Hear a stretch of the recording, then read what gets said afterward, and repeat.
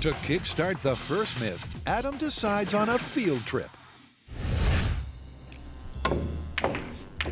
They told me you were over here doing research. Looks to me like you're playing pool. I'm doing both. I've got our next story. It's a shooting myth from our gun-toting fans, and allow me to demonstrate. Let's say this red ball represents our shooter. Let's say the cue ball here represents the bullet from his gun.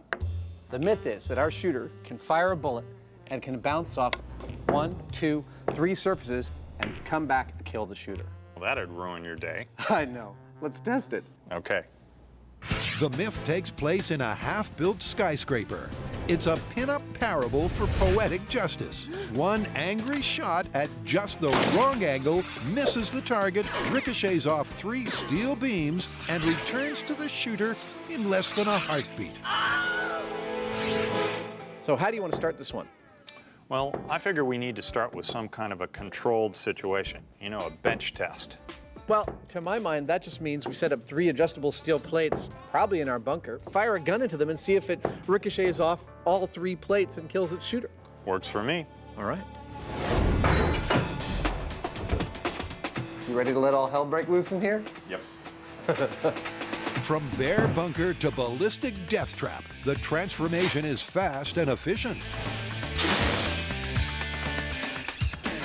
Jamie first strips down, then mounts the weapon of choice, a .45 caliber pistol, while Adam takes charge of the Vice Squad.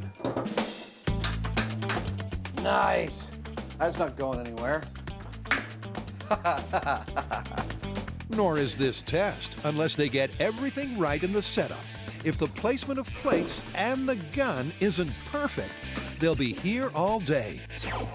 3 steel plates and 3 vices and 1 .45 caliber pistol, and what we've got here is pretty much the bench test setting up the circumstances of this myth, in which this pistol will release its bullet, firing it into plate number 1, where it will reflect off, in theory at least, at a 90-degree angle into plate number 2, doing the same to plate number 3, and hopefully coming all the way back around to where it started, potentially killing its shooter. Now, to make sure that everything's set up nice and jake, I'm going to use some mirrors and a laser.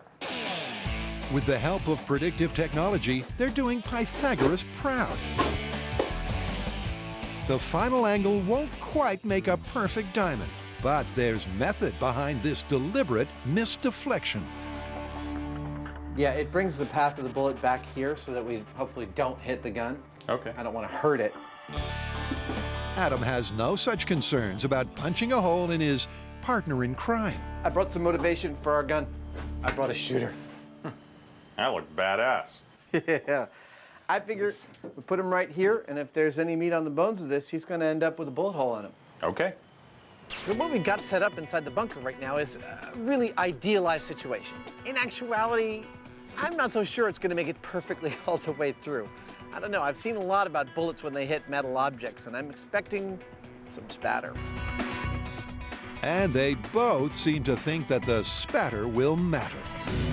Bullets aren't lasers, and in fact, the bullet we're using is going to be made out of lead. These plates are made out of steel, and if you put lead against steel, steel wins. In other words, that bullet's going to deform seriously when it hits a steel plate. Adam puts paper to steel to help mark the points of impact. When he's done, Jamie carefully loads the weapon. Bunker's hot. And they're ready to shoot with intent to kill Dirty Jamie. This is ricocheting bullet. Ideal scenario. And 3, 2, 1. I only see 1 plate with a mark on it. Second plate doesn't have anything. Well, that's interesting, isn't it? On closer inspection, that turns out to be an understatement. I can already see what's going on here. Look at the back wall. Yeah, all right along here. It's spread out almost 4 feet. So much for, like, ding, ding, ding, it just went shotgun. It looks like the lead bullet shattered, and the high-speed replay confirms their consternation.